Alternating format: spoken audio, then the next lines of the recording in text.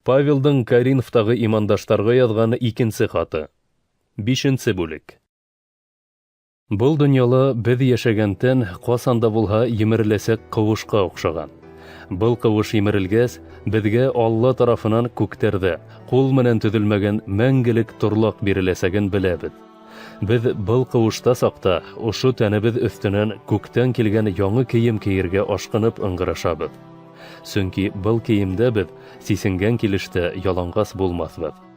Әйе, без дөньялагы кавышыбызда сакта күңелгә авыр булганлыктан ыңгырашабыз. Сөнки ушу тәнебездән котылырга теләмәйбез. Әмма үлемесле тормыш мәңгелек яшәү тарафынан йотылһын өчен, ушу тәнебез өстенән күктән килгән яңы киемгә киенергә теләйбез. Тап бына шуның өчен Алла безне әзерләне һәм безгә ышаныслы билдә итеп рухты бирде. Шуның өчен ушу тәнебездә сакта Раббынан алыс булуыбызны белһәк тә, һәр вакыт ышаныс менән яшәйбез. Без күз күргән нәмәләр менән түгел, иман менән яшәйбез бит. Кабатлайым, ышаныс менән яшәйбез һәм тәндән сыга һалып тизрәк Раббы янына урынлашырга теләйбез. Шуга ла тәндә булһак та, тәндән сыкһак та, уны кыуандырырга ынтылабыз. Сөнки тәндә вакытта яхшылык эшләһәк тә, яманлык кылһак та, калгандарыбызга күрә һәр береһе үзенә тиешле алу өчен бөтенебездә Мәсихтең хөкеме алдына килергә тиеш буласакбыз. Шулай итеп, Раббынан куркуның нимә икәнен белеп, без кешеләрне һөенесле хәбәрне кабул итәргә күндерергә тырышабыз. Аллага безнең кемлегебез билдәле, һезнең вожданыгыз да безнең кем булуыбызны беләлер дип өмет итәм. Алдыгызда мактап, һезгә үзебезне яңадан тәкъдим итмәйбез.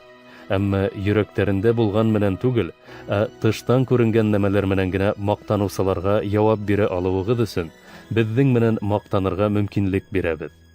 Әгәр без үз акылыбызда түгел икән, был Алла хакына, үз аңыбызда булһак, һезнең хакка.